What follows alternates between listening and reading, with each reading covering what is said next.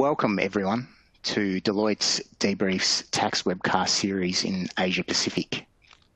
Our webcast today is from our Corporate Income Tax and Bold Play series and is titled M&A and COVID-19 Strategy in Australia and New Zealand, Charting New Horizons in a World of Asymmetric Recovery. My name's Paul Coulibrick and I'm a tax partner based in Deloitte Australia Melbourne office. I have the pleasure today of hosting the webcast. I have two speakers with me today, Mark Hoffman and Campbell Rose. Mark is an advisory partner based in Deloitte Australia Melbourne office. Campbell is a tax partner based in Deloitte New Zealand Auckland office. You may access our bios on the left side of the screen. Before I introduce the agenda for today's webcast, I'd like to take a moment to highlight some of the features of our webcast console. First, all users are on listen-only mode. If you have any content-related questions, you can submit at any time in the Q&A box at the bottom right of the screen. We'll do our best to respond to your questions during the presentation. Second, all PC users can maximise or minimise each box at your convenience during the webcast. You may also explore the icons at the bottom of the screen. If you want to download today's slides and related publications, please go to the Downloads and Links box. On the other hand, mobile device users can view the slides and answer the survey on the screen. Thirdly, if you require an attendance record for this event, you can download your CPE certificate by linking the Request CPE icon at the bottom of the webcast console. Now, moving on to the agenda, let me give you a brief overview of the topics that we'll discuss today. So you'll see an interesting picture there on the right-hand side of the screen, which really demonstrates the M&A life cycle that we like to use and talk to, which starts at the initial bid due diligence phase, through to acquisition funding and structuring, deal execution, and then finally exit and the sale proceeds extraction process. We'll use these four areas to frame our tax discussion around relevant and pertinent M&A tax topics for Australia and New Zealand.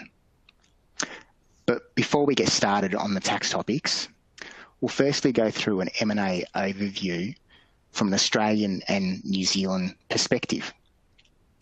And with that, I'll hand over to Mark to take us through that overview.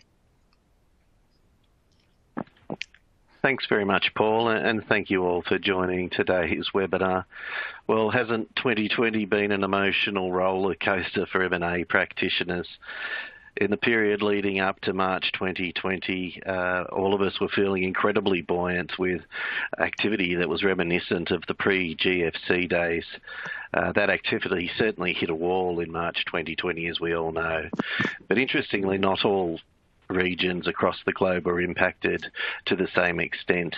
And as you can see on this information from Acurus and Merger Market, compared to the 9 months to September 2019, global M&A activity was down by about 28% in the period to September 2020 relative to that prior comparable period, with cross-border deals the most impacted, falling by about 36% in value over that same period as countries started to look inward and protecting and looking for opportunities domestically. But as you can see on the right-hand numbers, Asia Pacific bucked that negative M&A trend and actually realised a record of 23% growth over that same period, buoyed by some significant transactions in the later part of the period.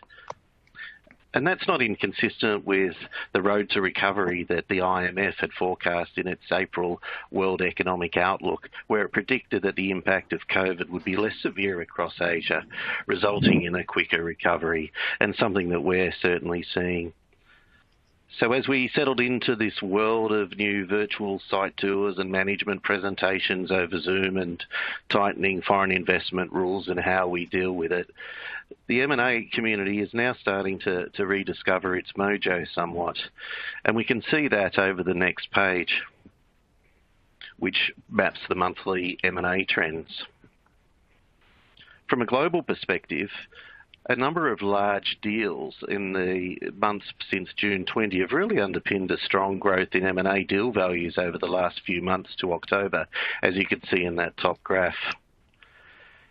It's really a time now of the mega deal, as we call it, with the number of deals greater than $5 billion being 256% higher than the preceding quarter, which really is an incredible statistic.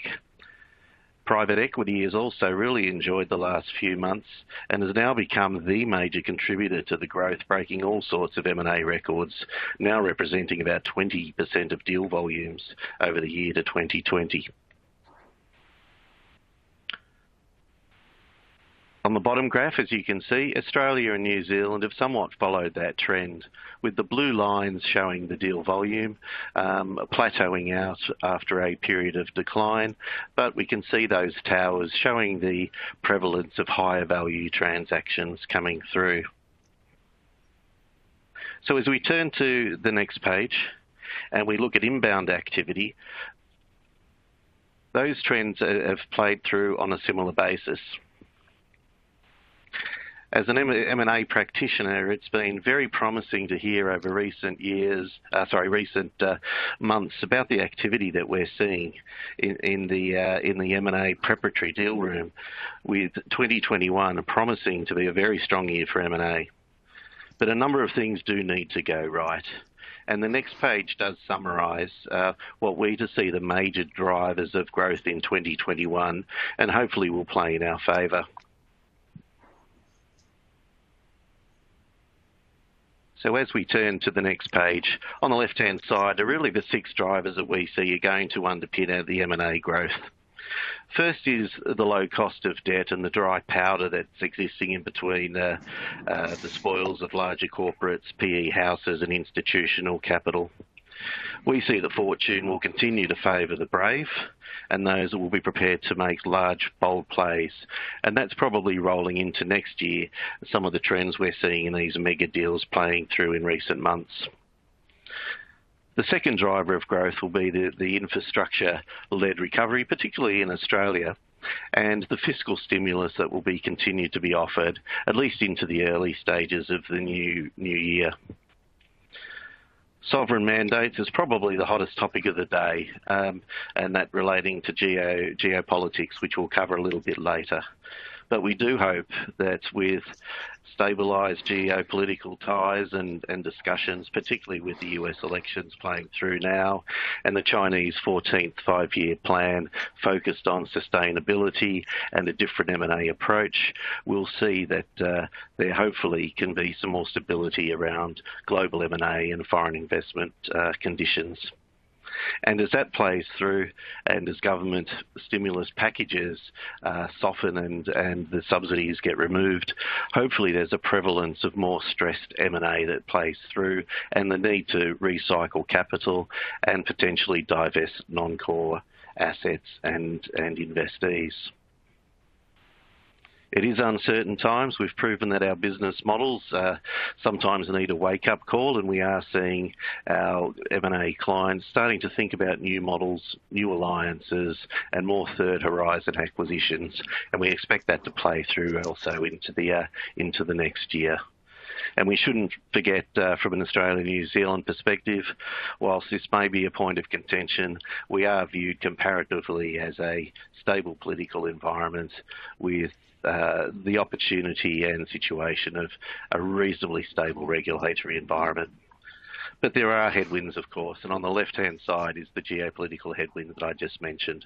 That's certainly the elephant in the room, and I think we've all, as M&A practitioners dealing with inbound investment criteria and transactions, are aware of the tensions and the current state of play in terms of accepting foreign investments into Australia and New Zealand. The second wave of COVID as it impacts Europe and the Americas will certainly be a point to watch. Hopefully, again, there won't be another wave of internalising and therefore impacting what we see as that re-stimulation of the M&A environment that we've seen in the first few months. And if fiscal stimulus continues longer than we think, then that opportunity of stressed M&A that I talked before may well be deferred. With that may come a continuation of unrealistic valuation expectations and an absence of quality targets that will be available for the M&A community. So hopefully that gives you a view of what we see are the drivers and the headwinds that need to be managed into the new year. But we're quite optimistic around what the M&A activity looks like, only from the work and the pipeline that we're seeing on a cross-border and domestic basis. So for that, Paul, basically over to you. Hopefully we've seen the back end of a tough year and looking for a really good year ahead. Yeah, thanks very much, Mark. All great points, and certainly it's going to be an interesting 6 to 12 months of M&A activity. And as you said, hopefully we've come through the worst of it, and we'll see the increased activity continue to exist over that period. So now moving on to the Australian and New Zealand tax implications of the various phases of the M&A life cycle. So firstly, the initial bid due diligence phase, Australian considerations. The first point there is not specifically a tax issue or process, but one that certainly tax feeds into, and that's the Foreign Investment Review Board process, which is effectively Australia's set of rules governing foreign investment into Australian businesses and Australian assets. As I said, there is tax input into that review board process, particularly in terms of things like the type of acquisition structure that will be used for an acquisition, the type of funding structures that will be used for an acquisition. And the Australian Taxation Office does have input into that review process and the outcomes of that review, and particularly the types of tax conditions that are placed on acquisitions. Now, as part of COVID, there were some major changes that were introduced as part of the FIRB review process, the most notable of which was a reduction of the monetary threshold over which the FIRB review process applies, and that threshold was reduced to nil. So effectively all foreign acquisitions that met the other FIRB requirements needed to go through the FIRB process, which increased significantly the types and number of transactions that needed to go through review, and with that the timeframes during which the review would actually occur and a decision be made extended out quite significantly. We've seen those timeframes probably shorten a little bit in recent times. I think FIRB's done quite a good process in processing the numerous applications that we've had to deal with over the last 6 months. Probably the other key future change around the FIRB process is proposed rules that are meant to apply from 1 January 2021. And the key changes that are proposed are around reintroducing the higher monetary thresholds for acquisitions, which is obviously welcome. But there'll be a new set of rules and requirements around investments in national sensitive, national security type assets and industries, which cover a number of different types of sectors, from telecommunications through to infrastructure and similar and adjacent asset categories.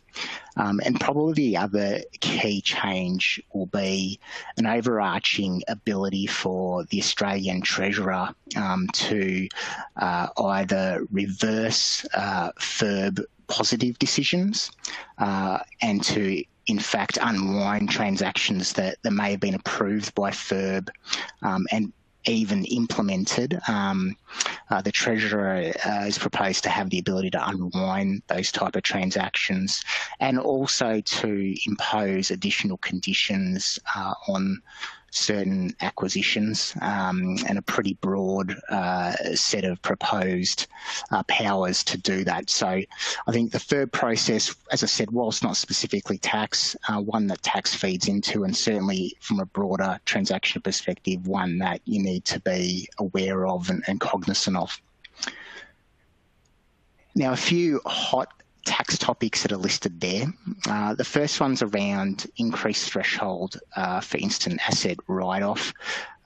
In the recent federal budget that was released in October, the federal government announced changes to effectively allow an instant tax deduction for capital expenditure on assets that would normally be subject to tax depreciation over time. And it's really targeting capital expenditure, CapEx, over the next 2 years. Now, this rule applies to groups with a turnover less than $5 billion. There'll be some recent concessions announced by the government that extend the type of businesses that can fall within that threshold. So that's certainly one to be aware of, both from a diligence perspective, but also things like modelling out future cash flows when you are looking at potential targets.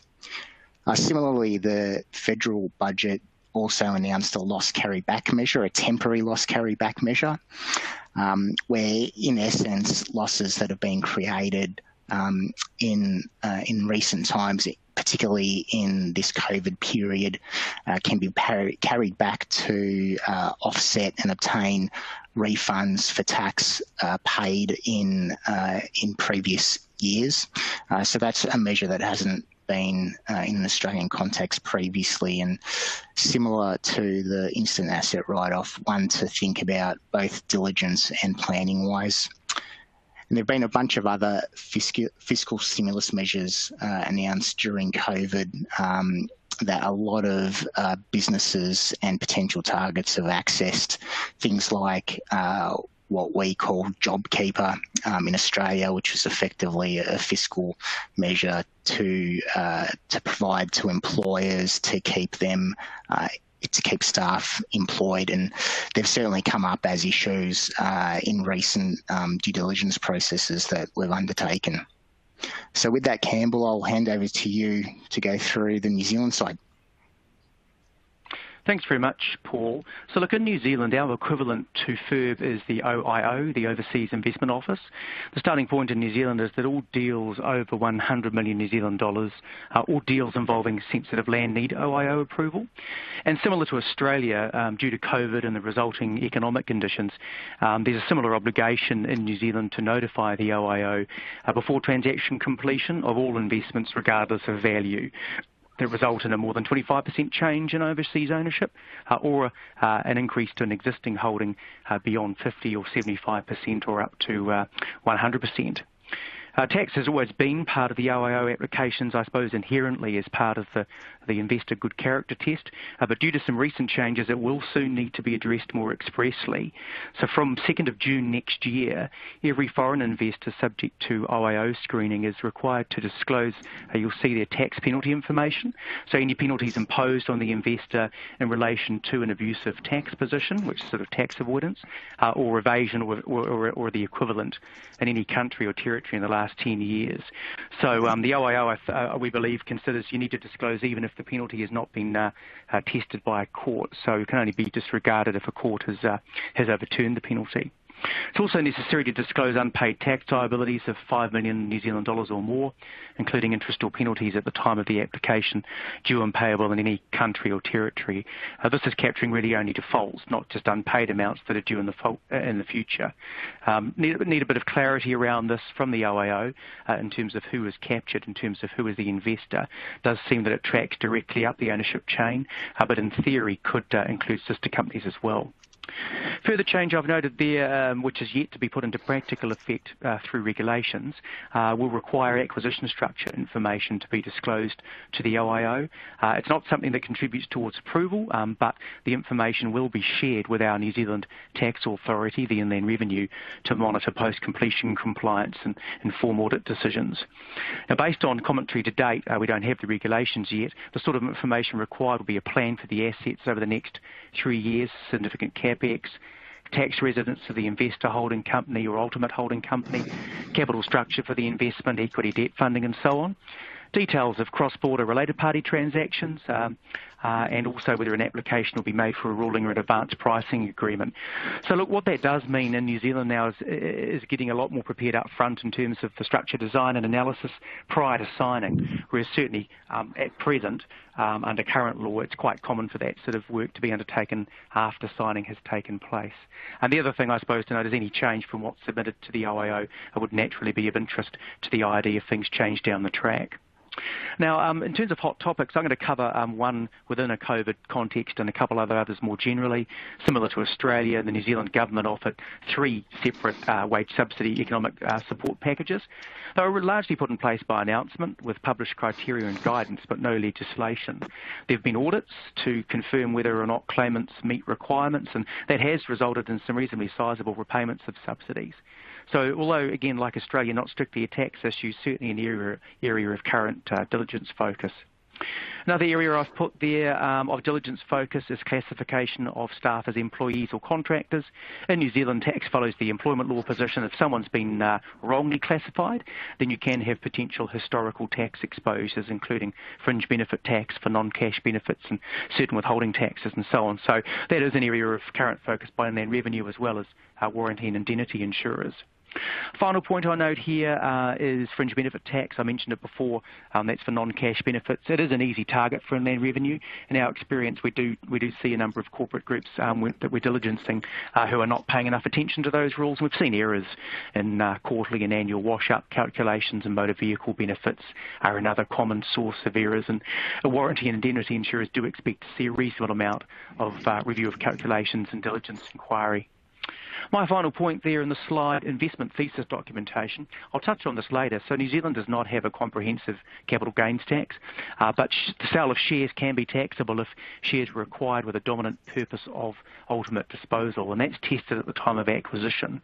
So it is important at the time of acquisition to clearly document the rationale for the acquisition, if there are supportable facts to preserve a non-taxable or capital treatment on an exit. So contemporaneous documentation like board minutes, investment committee papers and so on will be supportive in this regard. That's it, Paul, from a New Zealand perspective on initial bid and due diligence. I'll pass back to you for the next stage of the life cycle. Thanks very much, Campbell. Very interesting points there. So as Campbell said, we'll move on to the next phase of the life cycle, which is around acquisition funding and acquisition structuring. So from an Australian side, the first point there is around thin capitalisation and debt pricing. And thin capitalisation is a concept that exists in a lot of tax jurisdictions and essentially is around how much deductible debt can be provided to a company in a particular jurisdiction. So, for example, your acquisition vehicle in Australia. From an Australian lens, the usual method around determining thin cap is the safe harbour level, which is 60% in Australia.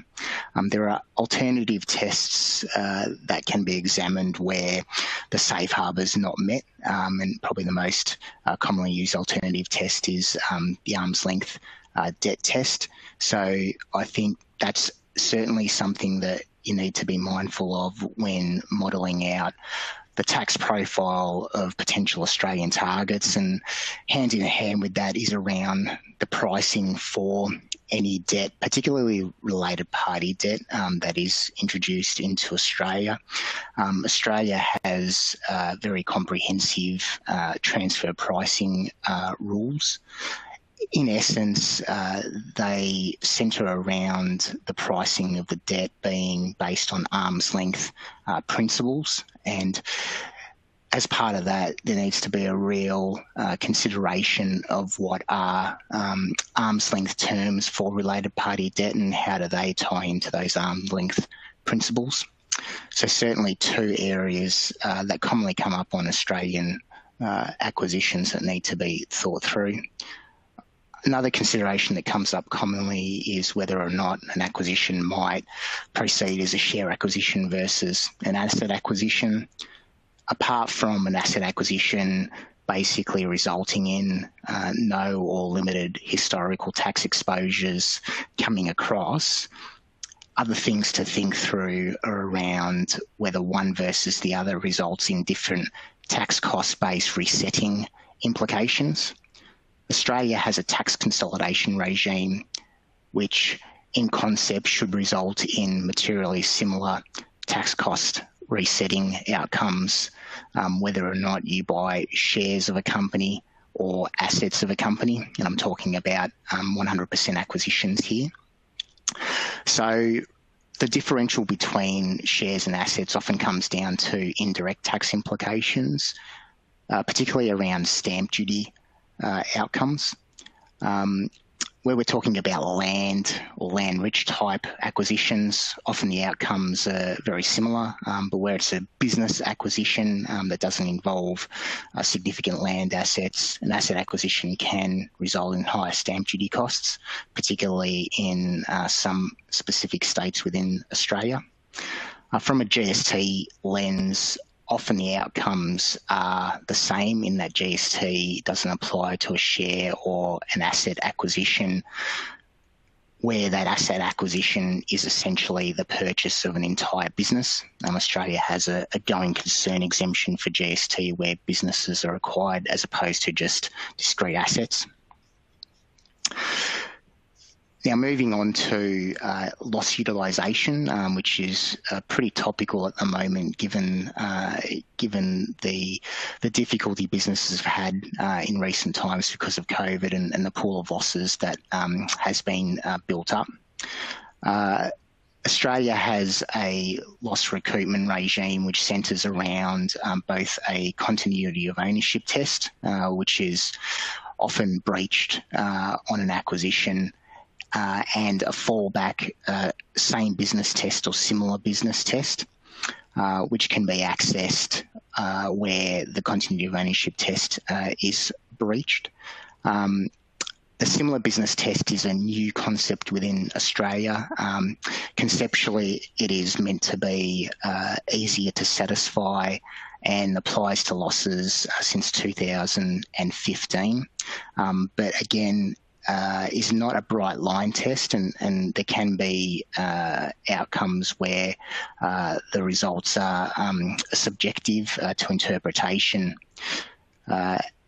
There are also some rules which aren't listed there, which are around the rate at which losses can be utilised by a purchaser. And I think the combination of that plus those loss recoupment tests and the way the business continuity test, a similar business test, can be quite subjective, usually results in a scenario where purchasers don't place a lot of value, if any at all, on losses that are carried forward in a target. And certainly that's something to be mindful of where you are modelling out post-acquisition cash flows, etc., using discounted cash flows to determine value and purchase price and how losses that are in the target feed into that analysis. Now, lastly on this slide, obviously, distressed targets, distressed asset purchases, Mark mentioned those are something that we're seeing more often. And one thing that we have seen quite frequently with those type of targets is restructuring or forgiveness of debts, whether they're related party or third party owed by those distressed targets. There are a lot of integrity measures that can apply to reduce the value or availability of tax attributes of the target on debt restructuring or forgiveness. So I think if you're looking at targets where that type of restructuring or forgiveness is involved, then thinking about the tax implications of that and what that may mean to the tax attributes and liabilities of the target is something that you need to be aware of and think through. So Campbell, that brings us to the end of the Australian considerations. I'll hand over to you from a New Zealand side. Thanks a lot, Paul. Hey, look, plenty of food for thought there, and broadly similar issues arise in New Zealand at this stage of the deal life cycle. Starting with thin capitalisation there, we've got broadly similar rules. We've got a safe harbour of 60% interest-bearing debt to assets. One recent change, you need to subtract most non-debt liabilities from assets tested through financial statements, so similar, I believe, to Australia. In valuing assets, it's possible to use net current value for assets here if GAAP permits. But again, another recent change, you can only do that where that's supported by an independent valuation or an independently approved valuation methodology. We don't have an arm's length debt test here in New Zealand. We do have a worldwide group-based safe harbour, basically provided that New Zealand is not geared more than 110% of the worldwide group, then you're safe. Restricted transfer pricing, second point on the slide there. So this is our version of transfer pricing for related party debt. It's pretty unusual. It prescribes a credit rating that needs to be used in pricing related party debt, and that essentially notches from the group entity that has the most long-term debt on issue. Once that credit rating is determined, then if the borrower fails certain tests, if it's known as high BEPS risk, then you've got to assume a 5-year tenor for the related party debt, and you've also got to ignore certain so-called exotic terms of the debt, so think subordination, convertibility, deferral, and so on, when you're pricing the debt, with some exceptions. So New Zealand has, to some extent, departed from the usual arm's length principle on debt pricing here, and in theory that can give rise to double taxation.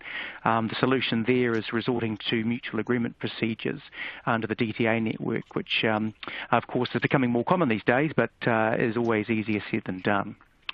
Shares versus assets. So I've outlined some factors there on the slide that will determine whether or not a transaction will partly inform the decision as to whether there's a share sale or a business asset sale. So unlike Australia and other countries, we don't have a comprehensive capital gains tax. I mentioned that before. We also don't have any stamp duty. So this can sometimes offer flexibility in terms of whether shares or assets are sold.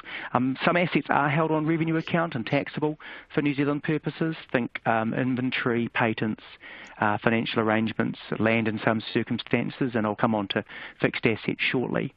Unlike in Australia, the only way to obtain a step-up in tax cost base here in New Zealand is through an asset acquisition. A share sale or using consolidation does not achieve a step-up. So again, that sometimes does influence whether shares or assets are used. Next point I've made there on depreciation. So depreciable assets, when they're sold, they can give rise to income, a recapture of the depreciation previously claimed, but only up to original cost. So no taxable gain over cost. In New Zealand, buildings are depreciable, but land and goodwill are not.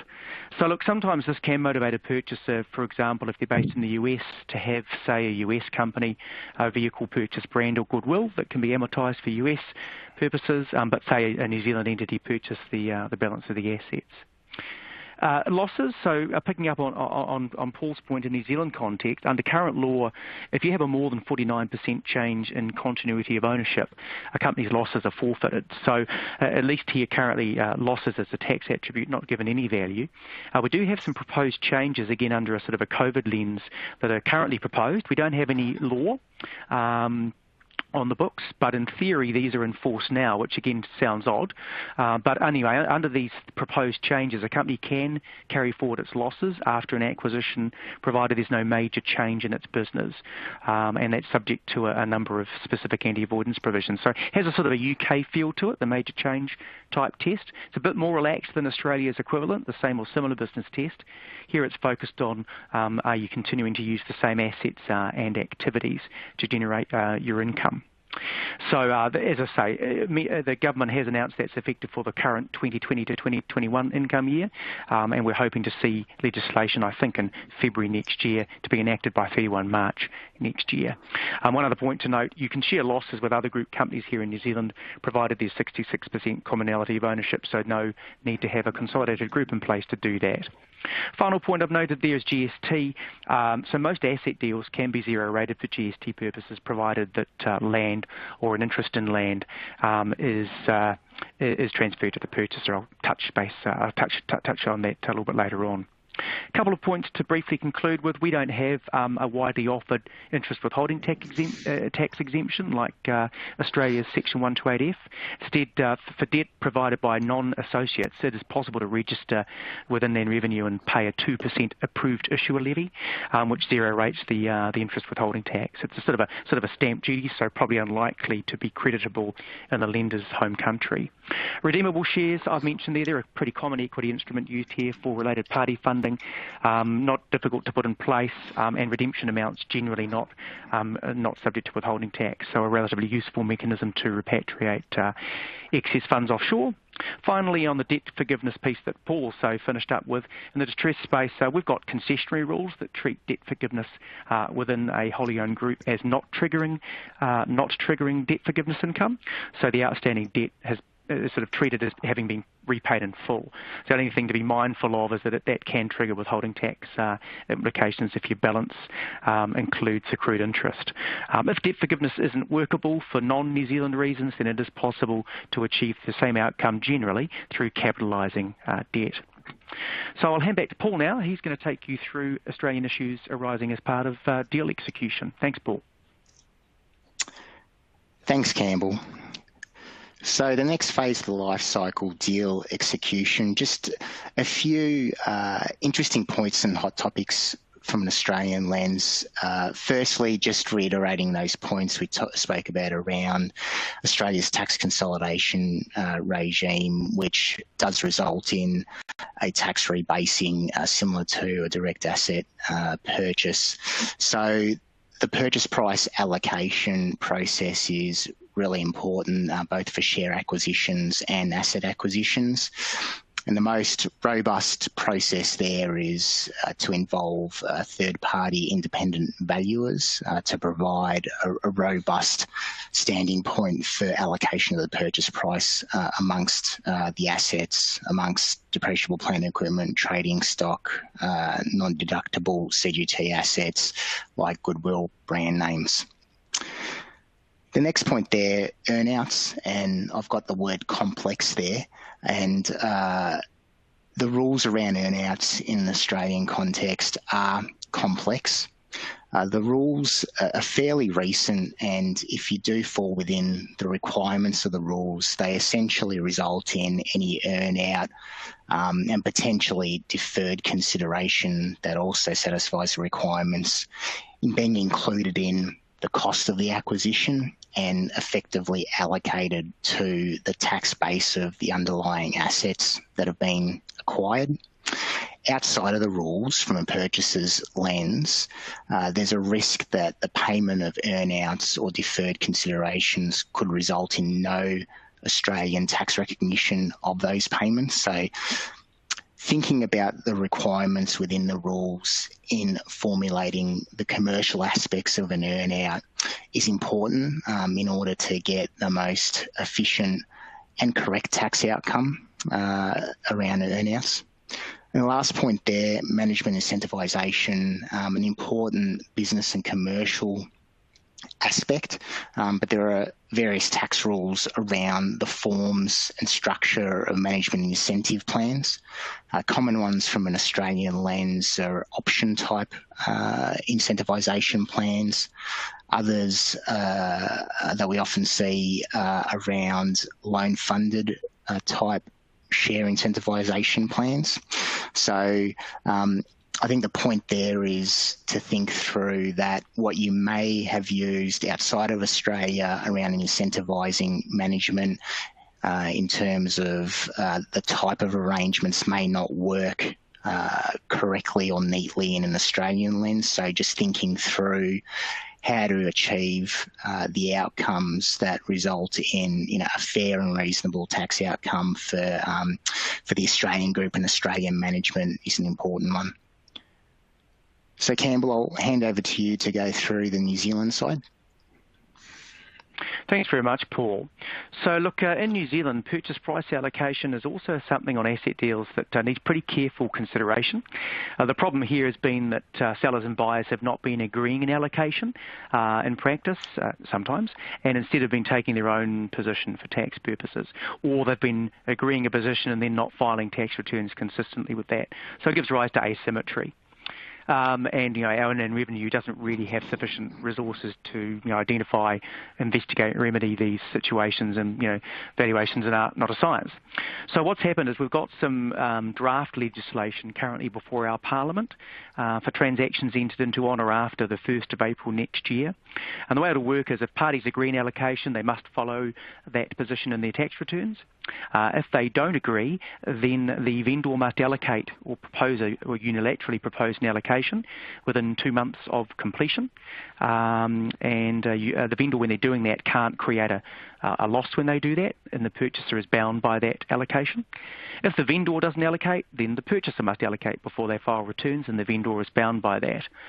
So if none of that happens and no one allocates, then it's not a great outcome. The vendor is deemed to sell for market value, but the purchaser is deemed to acquire for nil, so it doesn't obtain any tax cost base. So there's a definite incentive there for parties to agree and allocate, if not in the sale and purchase agreement itself, then at least before completion.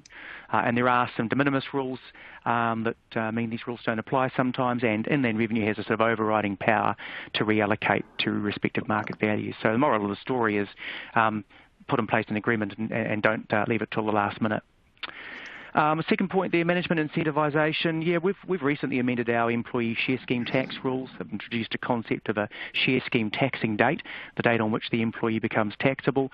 Essentially, they're designed to defer the taxing date to a point in time when the employee is treated the same economically as holding the shares as any other shareholder. Essentially, it captures the increase in value, and so the taxable income from the issue date of the shares through to the taxing date, a bit like a share option scheme.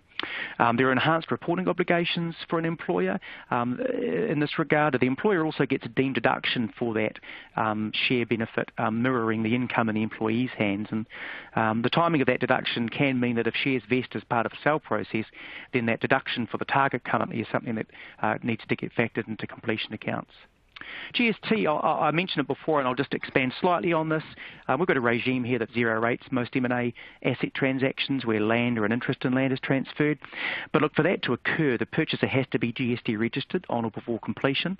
Now, to get GST registered, it's necessary to obtain an Inland Revenue tax file number, and to do that, for an offshore party, it's necessary to open a New Zealand bank account, and for the bank to have undertaken AML KYC procedures, and to have issued a letter confirming that the account's open and so on. So look, we all know how long those procedures can take, so getting the ball rolling very early to ensure everything's in place for completion to obtain zero rating is pretty critical. All right, Paul, I'll hand back for you to talk us through exit considerations. Yeah, thanks, Campbell. And the last part of the M&A life cycle is around exit considerations and sale proceeds extraction considerations. So similar to the acquisition consideration scenarios, shares versus assets in terms of which is preferred commercially from a legal perspective, and obviously we're talking about from a tax perspective here. There are often considerations around if there are losses available to offset potential gains on the exit, where capital losses can only be offset against capital gains. Often share transactions are considered to be on capital account, so capital losses could be available to offset capital gains in that scenario, whereas asset sales often involve a mix of revenue and capital assets. So thinking through the types of gains that are in existence that could be triggered, are there capital losses on hand, or are there revenue losses on hand where revenue losses can be used to offset both capital gains and revenue gains? On the flip side, where the potential disposal could realise economic or commercial losses, there are various integrity rules in Australia that can either reduce that loss or defer it. particularly where that loss may be replicated a number of times in an economic ownership chain. So being aware that there are those rules there and working through how they might impact on losses before banking on the availability of those losses is important.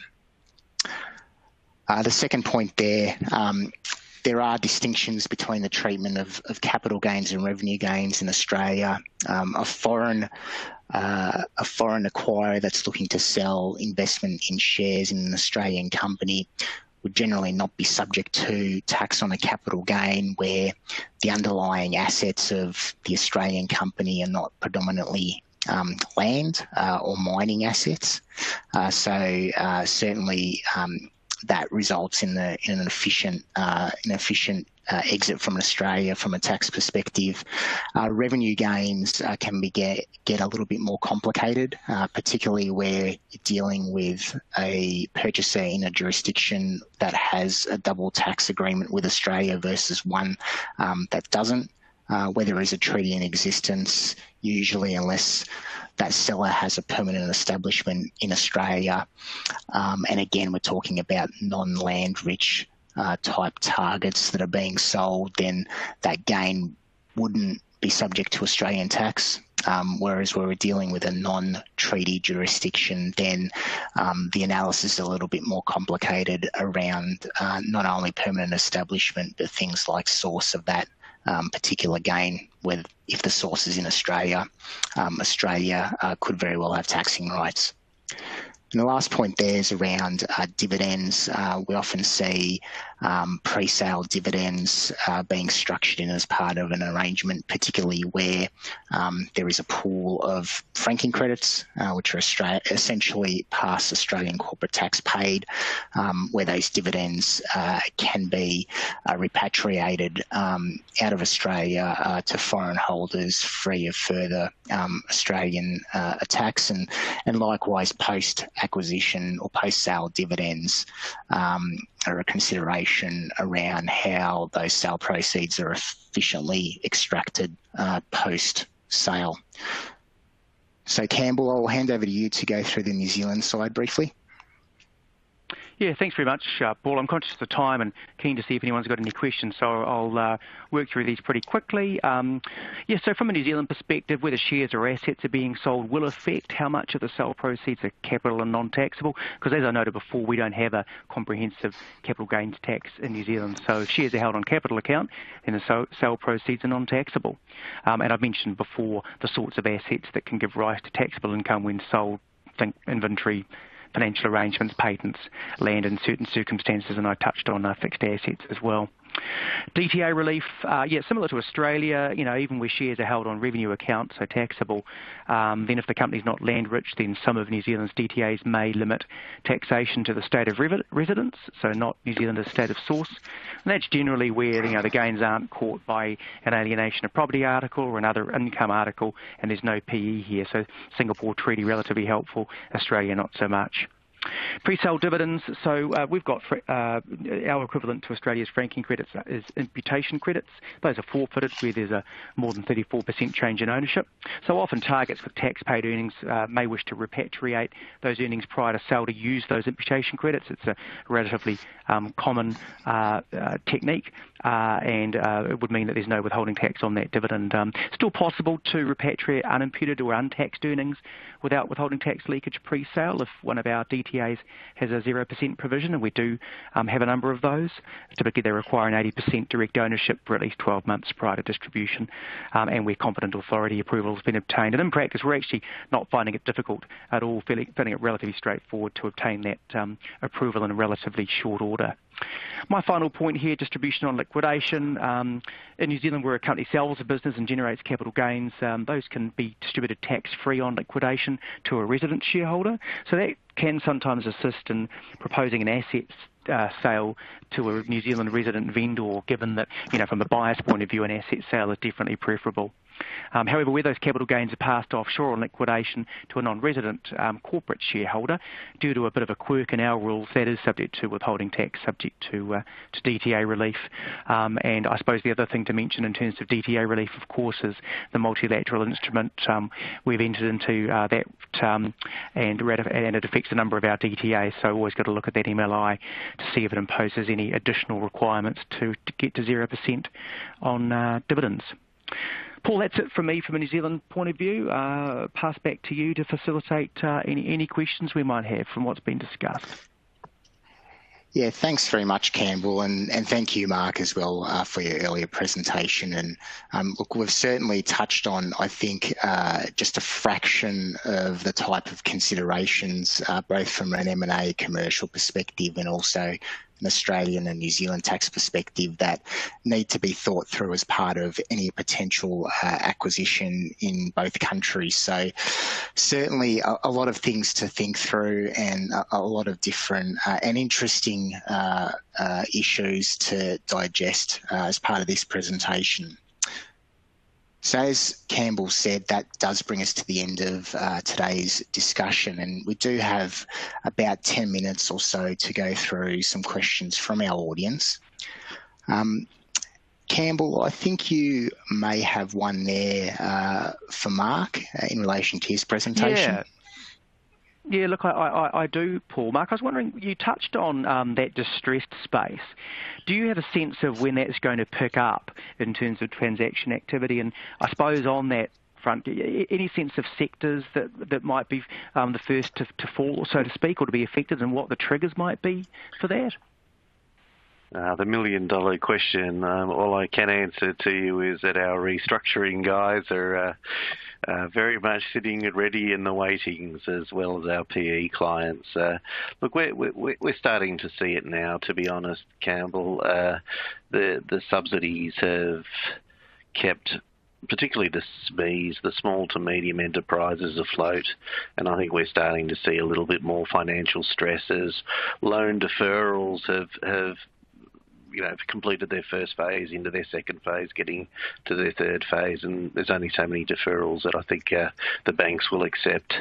So I think when we start getting into Q1 2021 and the fiscal stimulus starts getting weaned off, we'll start seeing a few more emerge. I'm not sure whether it's an industry specific or whether it's a size that matters issue.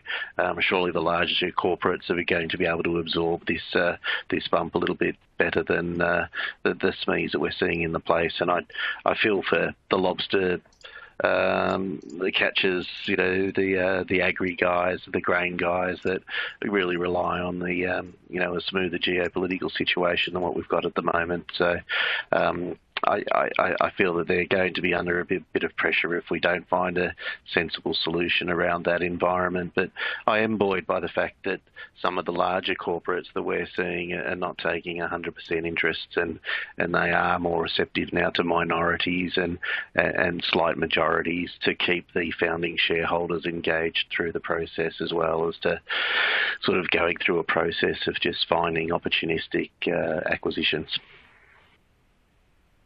Thanks, Mark. Yeah, and I think similar dynamic here in New Zealand with those subsidies peeling away, and I think probably some pretty hard decision making for banks in terms of credit lines and so on. Thanks, Mark and Campbell. Campbell, I have one here for you, if I may. So the question is, are there any specific rules or guidance in New Zealand regarding the tax treatment of private equity investors?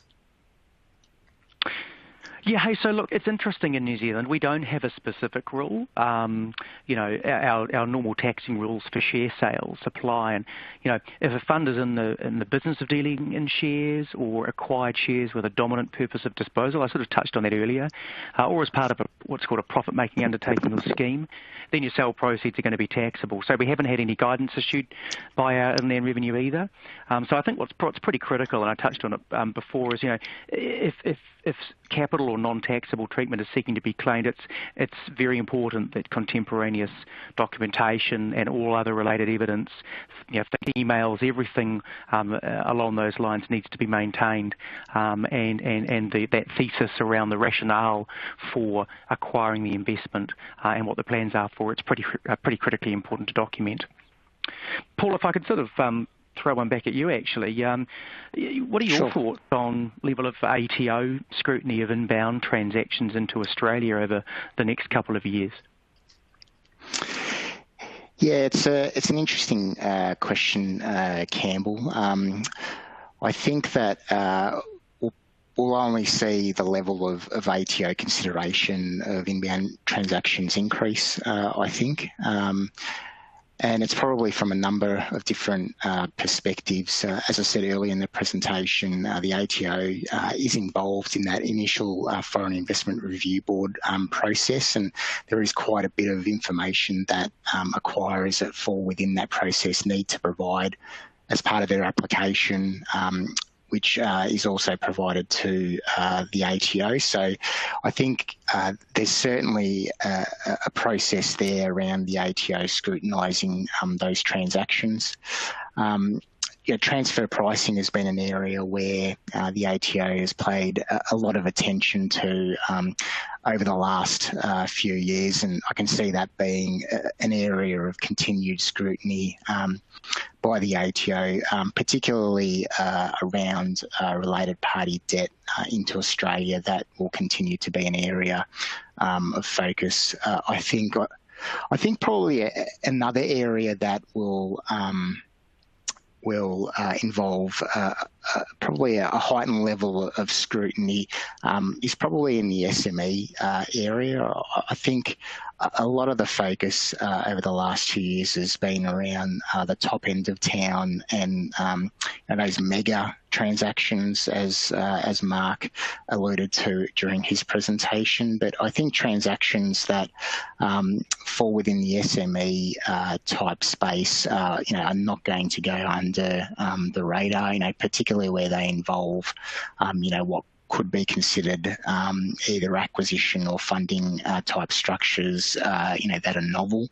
And certainly, I think people that transact in that space, shouldn't be going along on the assumption that they won't be investigated because they fall underneath a certain dollar threshold. I think all those that are looking to invest and transact in Australia, need to be aware of the potential, tax positions and exposures and how that may be viewed from an Australian tax law perspective, but also how that would be viewed from current ATO interpretation and guidance.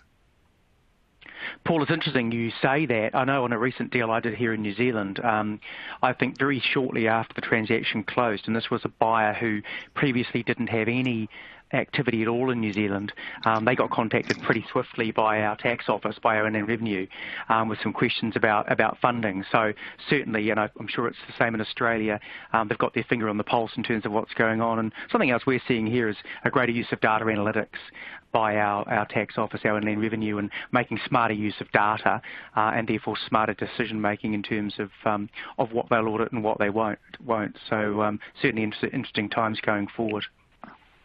Yeah, and I might add from a financial perspective, as much as it pains me to say that tax is becoming more important than financial, Campbell, if you want to get a deal done in Australia, both from an acquisition structuring perspective as well as a FIRB/ATO application perspective, getting some good tax advice is worth its weight in gold now, because they are both so critical, A, to be able to get the approvals to buy, but also find that competitive edge in terms of your bid structures. And we're finding that as two key themes to a very successful bid proposition for our complex transactions that we're doing with our clients.